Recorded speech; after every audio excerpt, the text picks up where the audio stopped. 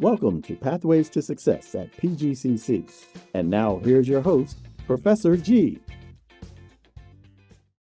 Greetings, everybody. It's Professor G. Margray, and welcome to another edition of Pathways to Success at PGCC. In Pathways to Success, we like to discuss choosing a pathway to achieve your academic, employment, and life goals to basically help students reach their best life. And everybody has a star in them, or at least they think they do. And here at the college, we now have a certificate program for people who are interested in audio production, which is a component of the music and mass communications program. To go inside that program, we welcome Professor Rhoden, who's back on campus with us.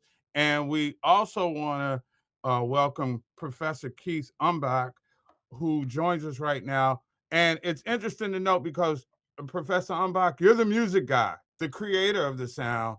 You're the guy that brings it all together. So let's start with you for a second, Del. How do you see music and mass communications commingling inside this environment? Well, I think the two areas are very well integrated, very well connected, because for good mass communication, no matter which concentration one decides, music plays a vital role. When we teach our survey of mass communication courses, we have a whole section on the history and the application of music. And how important is that, Professor Umbach, to have a full appreciation of the craft before you start studying it academically? Well, I think one thing it will certainly do is maybe open up a young person's eyes to the potential. I would say I could probably speak for everyone that when they're young, their musical appreciation is narrowed to what they listen to. And so, certainly, when they get exposed to new things, they may discover something they enjoy that they didn't even know existed before. And so, that appreciation is going to make their entire learning experience different. And so, and not to mention, if it's turning them on to something new and exciting, then that's even a bonus on top of everything else they're doing. And can you talk about specifically the nuances of the music program and how it fits towards getting that certificate that we'll be talking about a little bit later on down the line? Well, sure. Well, so the music is a two-headed monster. We have a music AA where a student studies to transfer to a 4 year. And then we also have a recording arts and sciences degree where it's recording engineering and all the components that go along with that. And so the students are at some point will actually commingle with themselves because we'll use the music students to be the students that are going to be used by recording arts.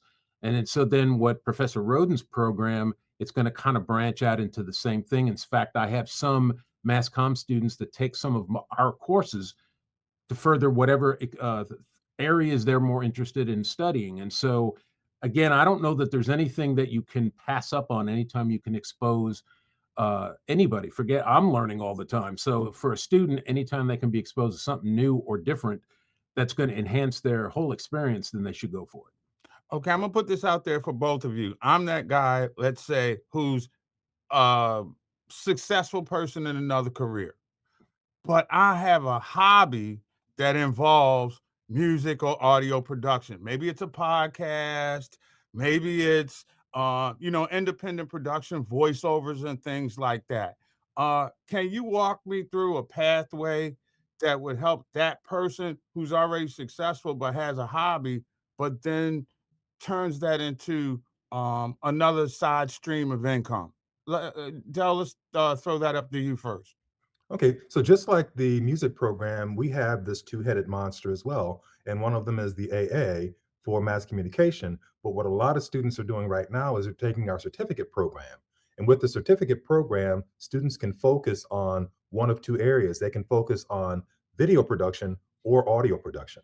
In the audio production course, pathway, we really hope that our students will take the audio one, advanced audio, and then the music technology program as well. So they learn as much as possible about producing music and multi-track editing and nonlinear editing and digital communication as it relates to everything else that's involved with sound, film, video, and of course, podcasting or vodcasting.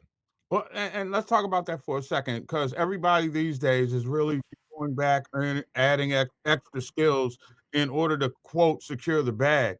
Um, can you talk about how financially profitable it is uh, in terms of needing the degree versus the certificate in arts industry? Some of the students that we've had in the past have recognized, and they certainly come back and let us know that the degree is important, but not necessary. If you have the right skill level and you've built your network well enough, you can have a degree in history or a degree in English. And if you're really good at audio production, you will never want for a job or want for a gig. People will look for you to do that work for them. Virtually every project within mass communication has somebody responsible for making it sound good. What would you say to that, Professor Umbach, in terms of audio, skill sets and composing and then blending it together to create production items? Can you talk about how that works? Well, certainly. I think the thing that I've found, even with students that have come here, is their background is basically either what they've taught themselves or maybe gotten from friends or maybe an online source. And what I found is when they come here, regardless of what they're studying, they find that there's voids in what their knowledge is. And even as you mentioned earlier about somebody who's already actively pursuing this career, even if it was a hobby, it's those things that fall in the cracks that may be the things that separate them from getting the gig or not. Sometimes it's ancillary things. It's not even something huge, but it's things that they maybe never considered, particularly if their environment is restricted to their home, where they've never actually done anything outside of the home. In the last 5 to 10 years, the idea of having a production studio in your home has exploded because it's more affordable, it's more attainable, and most people are walking around with a little mini studio in their hands. And so the accessibility is what's great. Now the thing is marrying the skill with that accessibility and then being able to, as what Dell just said, marketing yourself, letting people know what it is that you do, because that's the thing that's going to separate it. The piece of paper shows you put the work in, but you still have to demonstrate it is still a what can you do business, not what do you know necessarily. This is a question I like to ask everybody on every pathway. The question of the type of student that you're looking for. But as I listen to the conversation, we've got two different types of students. Somebody's looking for an alternate career path or an opportunity to take their hobby to the next level, and there's a person who's got more of a scholarly pursuit. Is there a skill set or dynamic for either side that you're looking for in a student that would seem to lead to their success? What I really appreciated about our students is curiosity and the ability to think critically. So if they come to us open-minded and they're able to explore different areas, we can take everything that's happening in the world and apply it to what's happening in our classroom and then what's happening in the industry. One of the things that I have not told Professor Ambach is that when I did this tour of the Spotify studios in New York, the shocking thing for me was every single audio engineer at Spotify at the time was a musician and a musician engineer, and they worked in podcasting. They worked in podcasting because the skills that they developed in music were transferable to just about all audio. And I've been trying to marry those things with our program and with Professor Ambach's program. So briefly, give us a few key of those skills that you're trying to help integrate right now. Well, one of the things is I find that many of our students don't know how to listen. And when they're able to recognize where their skill level is, and then recognize that there's a whole other level that they can access, I think that gets them to really appreciate sound. I talk about this idea of a soundscape within a podcast, and all the top 50 podcasts have an audio engineer working for those podcasts. And in most cases, they were musicians because they're able to create this scene within the sound that can exist within the podcast. And they're able to create this scene within the sound that makes the podcast more enjoyable to the broader audience. And it starts with curiosity, and it starts with recognizing that we have limitations based on this myopic view of what are our experiences with sound and with music. Dr. Umbach, your thoughts on that? Well, I think the thing that, and what Dell just mentioned about having musicians in the engineering seat, as both an engineer and a musician, I find they think differently. Musician thinks creatively, the engineer thinks scientifically. And so sometimes those two heads butt often because they're not talking the same. And so my engineer students here are taking music classes to understand how they can better communicate musically to the musicians, and then those musicians needing to realize that what they're doing, besides being art, also has to realize there's a scientific component. Why does it sound the way it does is not because they're just a good musician, but there's scientific things behind why that happens. And so when those two things collide, that's when, quote unquote, the magic happens. The key is getting those students, what Dell just mentioned. I can't echo enough. Teaching a student or anyone how to read, listen critically to what it is, not negative critically, but thinking about something as why does it sound the way it does? Because if something sounds bad, there's a reason.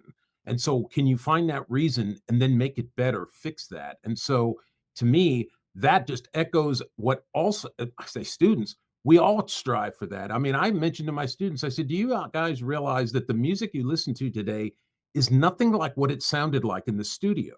It's because everything has been compressed so that you can walk around with it on your phone or do it on a computer. But I said, if you actually was in the space where they perform that music, the hair would stand up on your arms because it's so powerful. But because we've dissected it so much from the actual source that all of a sudden it feels kind of antiseptic because we've removed from it. But oh, yeah, once they actually experience that engagement, eyes light up. It's like, holy cow, this is way cooler than I thought it was. Because even when they're doing it at home, they still never get that same sensation. And so, yes, in fact, one of the markets for engineers now, the highest one is podcasts and video game music. I mean, it's not even making music with artists anymore as much as it is those other areas. They've supplanted that whole idea of going to a recording studio and making an album. All right. And, I want to jump in and get here quickly because we all know skills pay the bills, but it's the network that gets you work. So can you talk about the networking opportunities, Dell, certainly on the communication side, but I also want to give Professor Umbach a few seconds also. So Dell, let's launch with you and then we'll finish out with Dr. Umbach. One of the areas that me and the other mass communication professors teach in virtually all of our classes is the importance of a network. Being the right person at the right time, and then knowing the right people, working with good people, and then impressing those people that you will be the one to call when the next opportunity comes along. The networking in a lot of cases is equally important to having the skill. Now, if you don't have the skill, the network's not going to help you. But if you do have the skill, the network can get you to the next and the next and the next level. Dr. Umbach, how do we get kids into that network? well, the thing is that you have to bring some people to them. So 2 or 3 semesters ago, I had one of the former engineers for Prince come to the college. And so they gave a master class to some of my students, and they specifically talked about, you now know me, maybe not intimately, but you now know me. Reach out to me, send me emails, contact, find me on social media. And then me knowing your name, when someone's looking for someone young, I can say, well, you might check these people out. And so introducing the student to somebody besides us, because they know us, we become like a family. They don't even necessarily view us as a contact, but it's us that can bring that contact to them. But then the ball's in their court. They've got to make the most of that. And a lot of that's just being an upstanding citizen. That's what gets them in the door. Not only the knowledge, but just the kind of person they are will help that resonate, that maybe I'd like to hire this person because I can see that they have all the right things in the right perspective, not just they have a certification or they know how to do this. So in my eyes, it's a 360 evolution all the time. Who's meeting who and where, and then where does that lead? Keith Umbach is a Prince George's Community College professor of music. Professor Del Rhoden is in the mass communications department. So if the arts and music and audio production and podcasting is your thing, you may want to check us out here on the Largo campus. Hey guys, thanks a lot for the time. I look forward to doing it again. Thank you, Mark. Appreciate it. And that's going to close the book on this edition of Pathways to Success at PGCC, where the pathway to your best life begins here every day. Till next time, I'm Professor G. Mark Gray. Peace. Thank you for watching Pathways to Success at PGCC. For more information about pathways at the college, visit our website at www.pgcc.edu.